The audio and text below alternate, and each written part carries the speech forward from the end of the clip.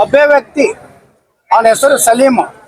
ಒಂದ್ ಕಡೆ SALM ಅದಾನ, ಒಂದ್ ಕಡೆ SALEEM ಅದ, ಒಂದ್ ಕಡೆ SALEM ಅದ.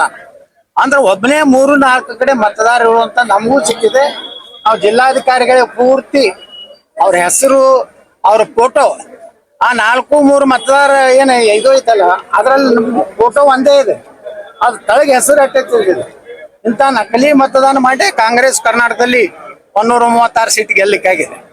ಇಂಥ ದೇಶದ್ರೋಹಿಗಳು ಆ ಹಿಂದೂ ಸಮಾಜಕ್ಕೆ ಹುಟ್ಟಿರ್ತಾರೆ, ಆದ್ರೆ ಹಿಂದೂಗಳ ಮತ್ತು ಭಾರತ ವಿರುದ್ಧ ಮಾತಾಡೋಂತ ಅಲ್ಕ ನನ್ನ ಮಕ್ಕಳಿಗೂ ಸಹ ಸರಿಯಾಗಿ ಬುದ್ಧಿ ಕಲಿಸ್ಬೇಕಂತ ನಾನು ಆಗ್ರಹ.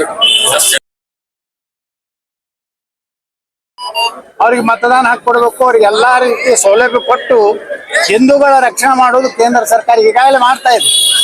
SIR ಅಂತ ತಗೊಂಡ್ ಬಂದಾರೆ, ಅದ್ರ ಮೂಲಕ ತಮಿಳುನಾಡಿನಲ್ಲಿ ಸುಮಾರು 1 ಕೋಟಿ ಸಮೀಪ ಬಾಂಗ್ಲಾದೇಶಿಯರು ಏನು ನಕಲಿ ಮತದಾರ ಸಿಕ್ಕಿದ್ದಾರೆ. ಪಶ್ಚಿಮ ಬಂಗಾಳದಲ್ಲಿ ಸುಮಾರು 50 ಲಕ್ಷ ಸಿಕ್ಕಿದ್ದಾರೆ.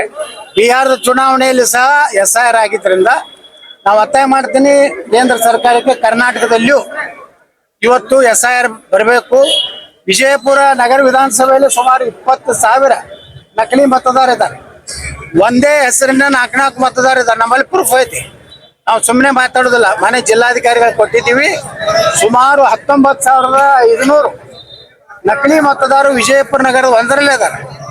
ಹೆಂಗಂದ್ರೆ ಉದಾಹರಣೆ ಅಂದ್ರೆ ಒಬ್ಬೇ ವ್ಯಕ್ತಿ ಅವನ ಹೆಸರು ಸಲೀಮ್.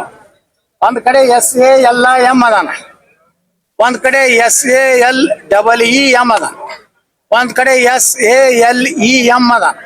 ಅಂದ್ರೆ ಒಬ್ಬನೇ 3-4 ಕಡೆ ಮತದಾರ ಇರುವಂತ ನಮಗೂ ಸಿಕ್ಕಿದೆ.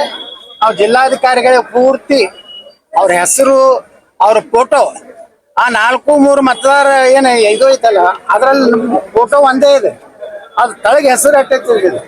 ಇಂಥ ನಕಲಿ ಮತದಾನ ಮಾಡಿ ಕಾಂಗ್ರೆಸ್ ಕರ್ನಾಟಕದಲ್ಲಿ 136 ಸೀಟ್ ಗೆಲ್ಲಕ್ಕಾಗಿದೆ. ಅದಕ್ಕೆ ನಾನು ಕೇಂದ್ರ ಸರ್ಕಾರ ಒತ್ತಾಯ ಮಾಡ್ತೀನಿ. ಈಗಾಗಲೇ ಸುಪ್ರೀಂ ಕೋರ್ಟ್ ಹೇಳಿದೆ, ಇನ್ನು ಮ್ಯಾಗ ಯಾವುದೇ ರೀತಿಯ SIR ವಿರುದ್ಧ ಮೇಲ್ಮನವಿಯನ್ನ ಅಥವಾ ಯಾವುದೇ ಅರ್ಜಿಯನ್ನ ಸುಪ್ರೀಂ ಕೋರ್ಟ್ ತಗೋದಿಲ್ಲ ಅಂತ ಈಗಾಗಲೇ ಹೇಳಿದ್ರಿಂದ ನಾ ಸುಪ್ರೀಂ ಕೋರ್ಟ್ಗೂ ಧನ್ಯವಾದ ಸಲ್ಲಿಸ್ತಾ ಇದ್ದೀನಿ. ಮುಖ್ಯ ನ್ಯಾಯಾಧೀಶರಿಗೆ, ಗೌರವಾನ್ವಿತ ಮುಖ್ಯ ನ್ಯಾಯಾಧೀಶರಿಗೆ. ಇಂಥ ದೇಶದ್ರೋಹಿಗಳು ಆ ಹಿಂದೂ ಸಮಾಜಕ್ಕೆ ಹುಟ್ಟಿರ್ತಾರೆ, ಆದ್ರೆ ಹಿಂದೂಗಳ ಮತ್ತು ಭಾರತ ವಿರುದ್ಧ ಮಾತಾಡೋಂತ ಅಲ್ಕ ನನ್ನ ಮಕ್ಕಳಿಗೂ ಸಹ ಸರಿಯಾಗಿ ಬುದ್ಧಿ ಕಲಿಸ್ಬೇಕಂತ ನಾನು ಆಗ್ರಹ.